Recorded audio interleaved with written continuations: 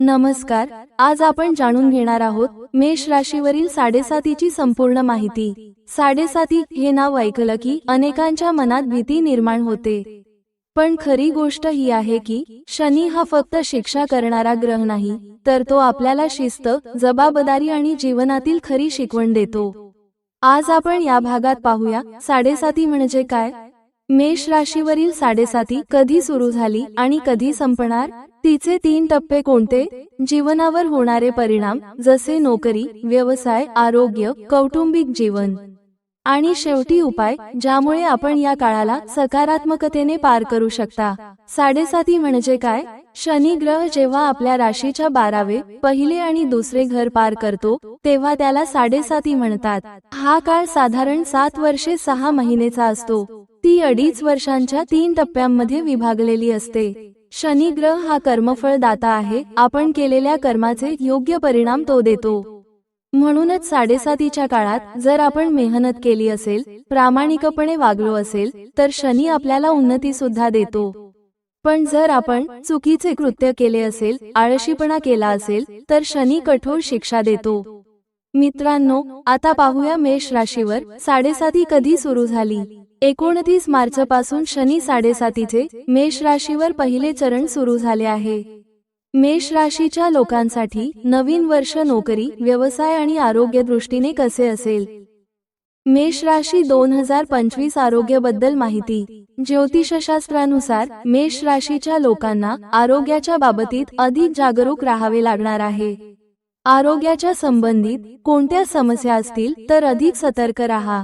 यावर्षी जोखीम टाळावी लागेल. हाडांच्या समस्या उद्भवतील. मेष राशी 2025 नोकरीबद्दल माहिती. मेष राशीच्या लोकांसाठी 2025 नोकरी आणि व्यवसायाच्या दृष्टीने नवीन संधी घेऊन येईल. कामाच्या ठिकाणी तुमच्यासोबत अधिक वाद होतील. अधिकाऱ्यांकडून ताण सहन करावा लागेल. या वर्षी तुम्ही नोकरी बदलण्याचा प्रयत्न कराल ज्यात तुम्हाला यश मिळेल. व्यापारात अधिक मानसिक तणाव सहन करावा लागेल. तांत्रिक अडचणी आणि खर्चाला सामोरे जावे लागेल.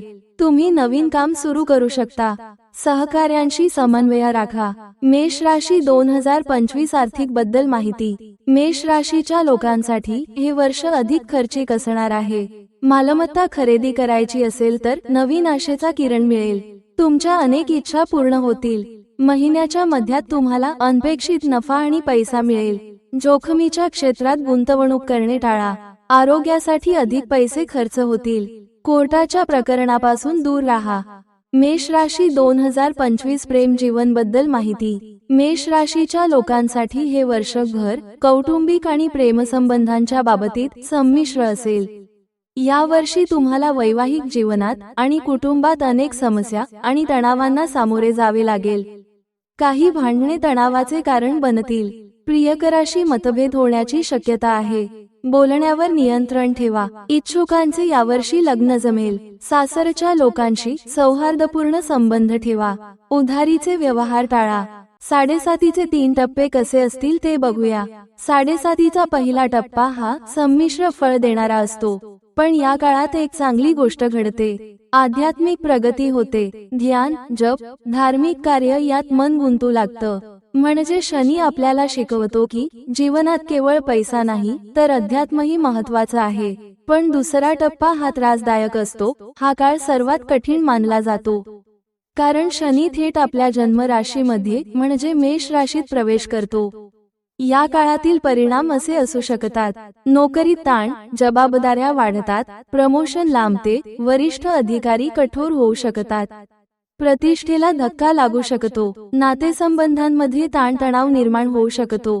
पण जर तुम्ही प्रामाणिकपणे मेहनत केली, संयम ठेवला तर शनी तुम्हाला मोठी संधीही देतो. हा काळ आपल्याला जिद्द, शिस्त आणि सहनशीलता शिकवतो. हा काळ म्हणजे परीक्षेचा काळ आहे आणि परीक्षेनंतरच यश मिळतं.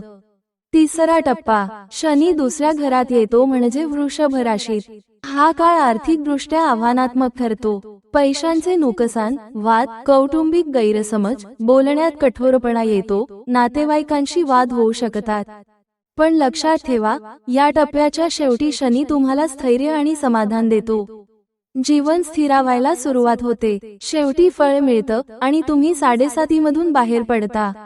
आता सर्वात महत्वाचा भाग, शनी 7.5चे उपाय. शनी मंत्र. दररोज 108 वेळा ओम शं शनेचराय नमः जप करा. शनिवारचे उपाय. शनी मंदिरात तेलाचा दिवा लावा. काळे तीळ, उडीद, लोखंड, काळे कपडे दान करा. दान आणि सेवा काय करावी? तर गरिबांना मदत करा, अपंगांना सहाय्य करा, गुरुवर्यांचा आदर करा. शनिवारी पिंपळाच्या झाडाला पाणी द्या आणि प्रदक्षिणा घाला. जप आणि ध्यान करा. ध्यान भजन केल्याने मानसिक शांती मिळते. मित्रांनो, मेष राशीवरील 7.5 हा काळ कठीण आहे, पण तो आपल्या आयुष्यात शिस्त, प्रामाणिकपणा आणि जबाबदारी आणतो. शनी कधीच अन्याय करत नाही, तो फक्त आपल्याला आपल्या कर्मांचे फळ देतो. म्हणून या काळाला घाबरू नका, तर आत्मविश्वासाने सामोरे जा. योग्य उपाय, मेहनत आणि संयम यांच्या जोरावर 7.5चा काळही आपल्याला यश देतो. तर मित्रांनो, आज आपण मेष राशीवरील 7.5ची संपूर्ण माहिती पाहिली. हा व्हिडिओ तुम्हाला कसा वाटला ते नक्की कमेंटमध्ये लिहा.